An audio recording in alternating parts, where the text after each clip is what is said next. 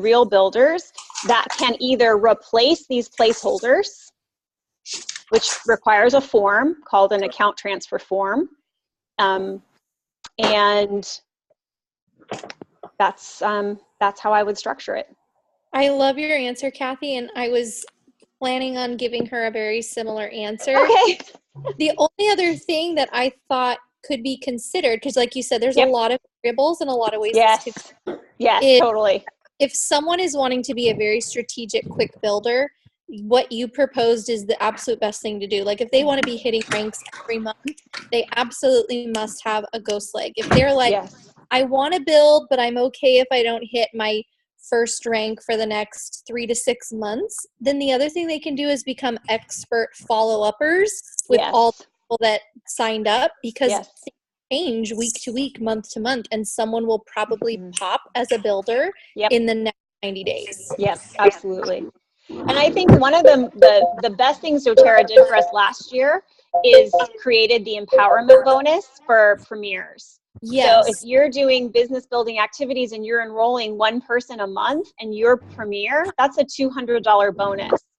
And then from that, you start building out for silver and you start building out for your 250 and you hit your 250 bonus. Now you've doubled your paycheck. Now you're more in the $500 a month range. So my first thing is $50 bonus. If you can do it, if you want to be super strategic and you're going straight for rank, elite in one leg, second leg, executive, now you're premier.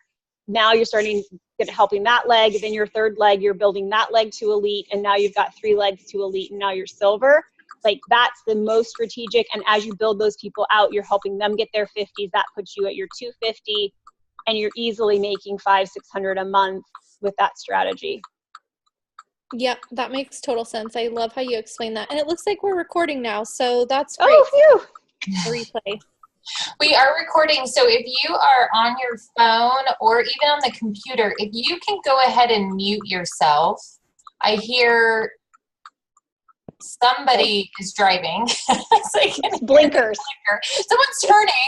Sorry, that was me. If No you worries. can mute yourself just for the sake of the recording, that would be great. Thank you. Yeah, I have a quick question about that. Go for it. Yeah. On the ghost leg, how do you handle checks that come in from doTERRA to that ghost person and or taxes at the end of the year for them?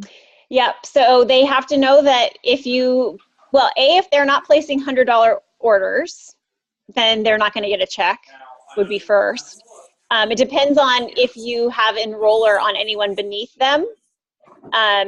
Then you can, kind of you're stacking legs, I guess, is the thing. But yeah, potentially they could make money. So it needs to be someone who, a $50 check is not going to throw them into, ineligibility for, government benefits or other things like that.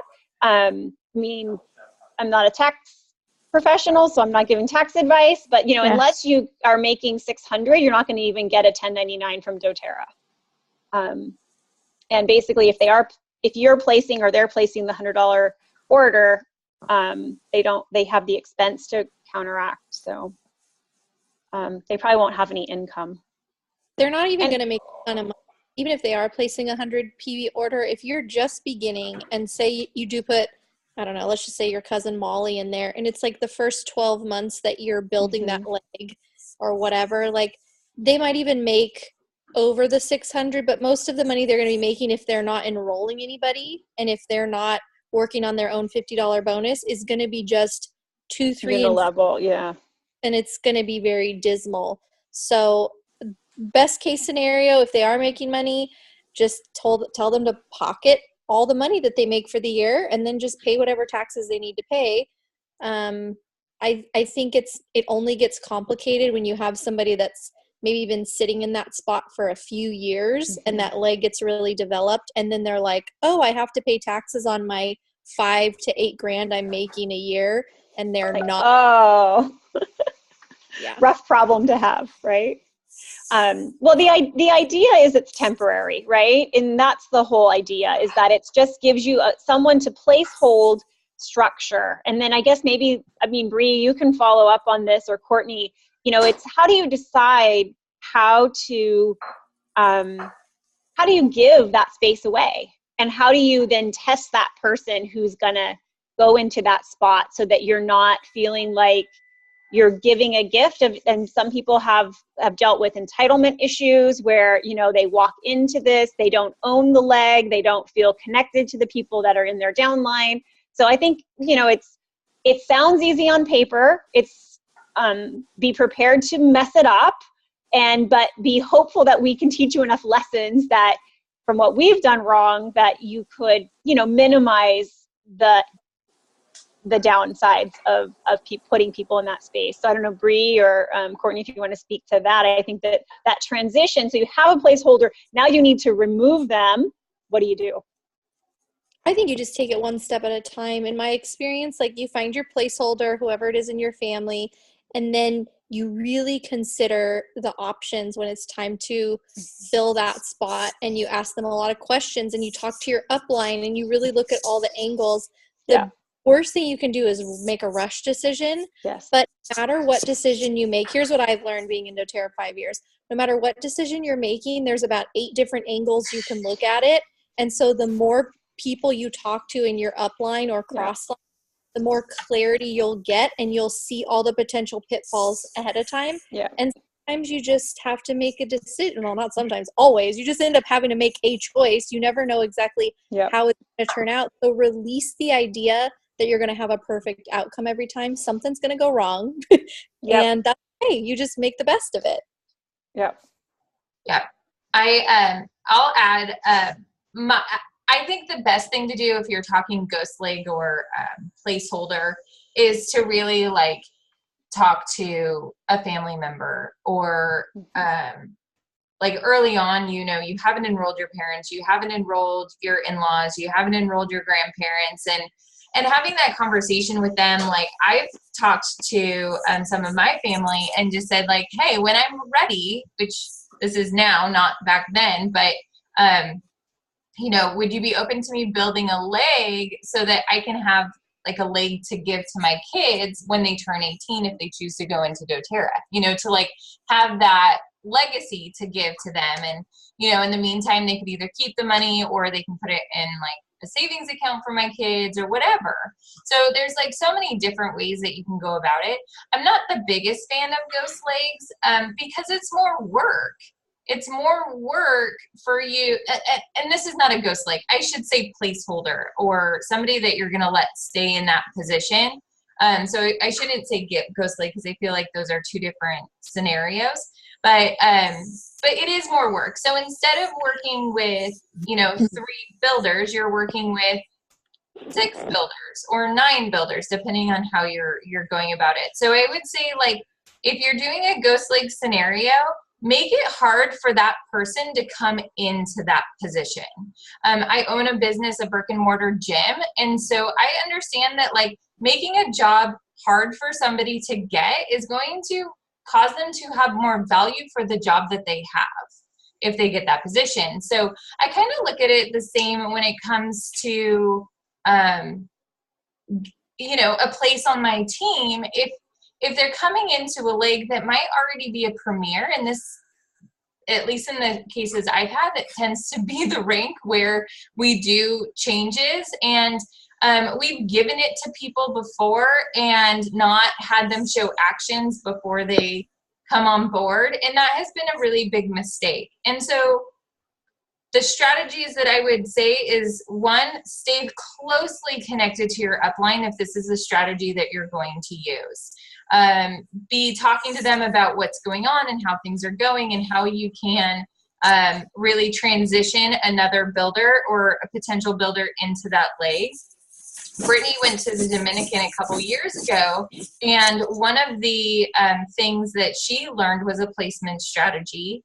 And it was, if you're going to give a leg to somebody, like you have mom here and it's a premier leg, right? Like that's a $400 to $500 to $600 a month income right off the bat. And we all know that like that takes time to get there. That takes, you know, people and you build a business at that level, right? So if you're going to give that leg to someone, like let them build their own leg. And so that's another way of using a ghost leg, is have them enroll as their mom and then put that person under the ghost or the leg that they're going to take over, and then have them build to a lead and have that time to like really see, is this a person that you want to work with for the long term, or is this maybe not what they want to do? And then they can just take over their mom's account. But if you have a great connection, then they can take over that account, and they still have all those people they enrolled under their mom. And so maybe it goes from a premier leg to a silver leg, and they had part in that, and they showed you that they can own the team. And that's what I would really suggest when you're looking at giving a leg to a new person, even if it's your best, especially if it's your best friend, especially if it's your cousin or your sister or something, like, because that's where, you know, relationships are super important. So yeah, so that's what I would add to that, is that next level of strategy of how to get somebody into that leg. Does that all make sense? Any questions on that? Yeah, so the thing you want to think about, I mean, this comes from Alicia Sedovy and comes from others, but is there are many people who are capable. There are few people who are capable and committed.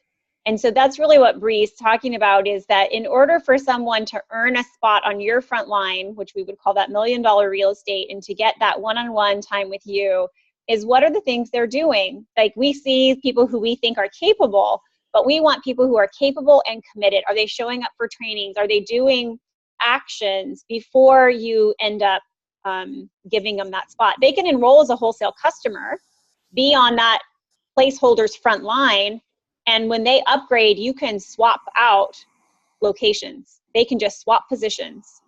They just do a voluntary termination, and they swap down to the next level, and that person pops up in their spot. So there's lots of placement stuff that we help with paperwork and all of that too. So, but capable and committed are the people who you then put in those spots, and that takes time to figure out who those people are.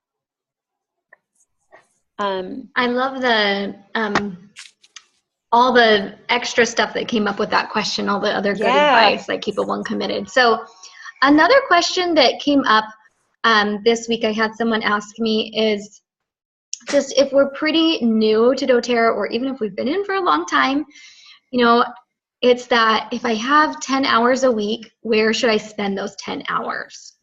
Mm-hmm. So I wanted to hear from you guys of what you think, but I'll give my first little shout out towards it as to splitting your time. Half of it should be spent on really direct stuff that's going to influence your business. So basically either classes or one-on-ones. Half of your time. If you only have 2 hours a week, then at least one of those hours should be spent on either a class or doing one-on-ones. If you have 10 hours, then at least 5 hours should be spent on one-on-ones and classes. And then those other 5 hours are things like following up, or getting the appointment, right? So messaging out, things like that. And just a small amount should be spent on things like social media. And it should be really like blocked, timed, instead of every single day making it encompass like your whole day. So I've incorporated things like there's sites where it like posts for you, or that you could schedule out your posts and then have a reminder. I know Instagram, nothing lets you post automatically, but there's things that like remind you to post. And so instead of like thinking about, oh my gosh, what am I going to post? If that's like a way that you're generating leads and helping your customers, then scheduling those posts one time during the week, and then being able to go in and just post them automatically, so you're not thinking about it and spending a lot of time thinking about it and saying, well gosh, I spent an hour on doTERRA today and it was just on one post. But having that set time of like, I'm only going to spend 1 hour for this week on social media, and so set my timer right for that 1 hour, and then when the timer goes off, like that was my time that I spent on that. Mm-hmm. So being able to be really like time crunch that in. How about Courtney or Bree or Kathy? What do you guys think on if you have 10 hours a week? And of course, we're just picking 10 because that's an easy number. If you have more than that, then of course just double it. If you only have half that much, then cut those hours in half. What would you guys recommend for people? I think you should just spend 10 hours signing people up. Just 10 new people every single week. Boom, boom, boom. Right? Isn't that the best way to build your business? Just 10 new enrollments every week. But I would go like in between the two a little bit in the beginning, because I mean, I don't know, other than like posting how you use oils and not inundating people, like you don't have a team to support, you don't have a whole lot of oil users to support. So you should just really plug people into your uplines oil community, and not have to worry about social media too much early on. Of course, if you're a social media guru, then we're not talking to you. You do your thing. But there's very few of us that are that. But I would say like even 8 of the 10 hours should be like enrolling people, having classes, because that's where you're going to get that gratification of like, oh, this is a business, I'm getting paid. Like, you know, and then the other 2 are really like follow up, and then maybe a little bit of admin, just planning your schedule for the next week and all of that. But yeah, I think I'm like right in between, but I think the more time that they can spend to actually just enrolling people, the more those 10 hours will turn into 15 and possibly 20, because they're going to be growing so much faster. Can I say something real quick? Of course. So going right along with that, because my girls, that's always a, question that we go over is how to spend my time. But then the next question to go along with that is, I've reached out to my family, my friends. I have a very small community. Where do I go from there? So I've made my suggestions, but I think that's a really good thing to talk about with newer people, and even us who are continuously trying to reach out and find, new networks and new markets of people to have those discussions with. Okay, I wasn't sure who was talking. I think it was Stephanie, right? No, Yes, Amy? it's Stephanie. No. I'm on Amy's thing. Oh. Amy Quaid's. Sorry, I know it's super confusing. I'm not seeing anyone moving their lips either. So Stephanie, is your question just a confirmation of what we're saying, or do you want us to maybe address how to get really to move past those friends and family, because you're talking about spending half your time on signing people up, but that's usually the next question is like, okay, well, I've signed up all my friends and my family. Now what? Yeah. So I think I would go to pipes, right? So P is preparing and prospecting, right? So preparing yourself and then prospecting and looking. So whether that means, networking through Facebook, joining a new networking group, maybe going to meetup groups, joining a new gym, changing who does your hair, beginning to in just your daily life, begin to do that. And I know Brianne could tell the funny story of just having lunch with Jeanette last week. And, Jeanette still asks everybody, you give me great service. Would you be interested in learning how I can help you make some more money? They asked, she practically enrolled, their server at the restaurant. So I've enrolled Uber drivers. I've enrolled, random people I've met on airplanes. And so I think it's really truly is where you are. But I think networking is a lot of work and building relationships. I feel like for me, some of my last warm contacts will be some of my closest friends, right? Like it's easier for me to, in some ways, to talk to strangers than it is to talk to people who are really close to me. Like that, my comfort zone is actually the opposite probably of most people. So I think those would be the things that I would say. The other thing is people who've said no, is to go back to those. And I think we've talked about it on previous calls is, people's lives change about every 6 months. Most people have adjustments in their life. And I think some people are watching and waiting to see if we're for reals, if we're sticking with this, if it wasn't just a fad for us. And some people are just, information gatherers and take a little more time. So I think that those would be my suggestions. And then using the techniques we've learned about, I'm really working hard to build my business and share natural solutions with as many people as possible, but who I love to work with are people I know personally or who have been referred to me. Would you help me in building my business and sharing this mission by referring some people to me? And I think just going for no's on those referrals, you may find a few people. So I think asking for referrals, if you're, into it, going out and joining some new networking groups, even just new Facebook groups, those would be ideas that you could share with the team of things to do. And I'd like to tack onto that, Kathy, Sure. that I started doing when I hit a lull with my warm market, or like I felt like, oh, I've talked to everybody. I started making strategic lunch dates with like people who had said no in the past, or people I knew but I didn't know that well, like someone maybe I was a bridesmaid with in a wedding where we both knew the bride, and I was like, hey, let's catch up.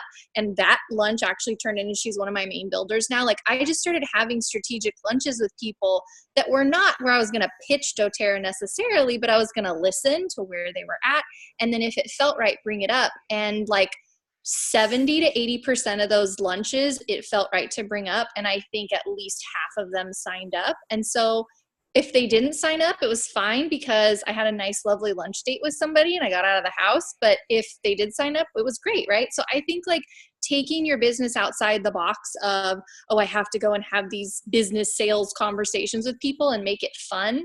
And also remember that if you're lit up and magnetic and excited about what you're doing, people want to know about it. So step out of the fear and the, oh, I have to talk to people, and just be excited about what you're doing with your life, and people will want to join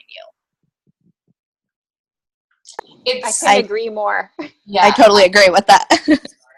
I completely agree. It's I got to have lunch with Jeanette a couple days ago, and that was really fun. I love her, but she will just tell you how it is. And so, yes, we had a recruiting call with our server today. But the other thing is that she told me, why are you not reaching out to all these yoga studios? That they're not making a ton of money. Why are you not doing this? And I'm like, I don't know. She's like, how do you sleep at night?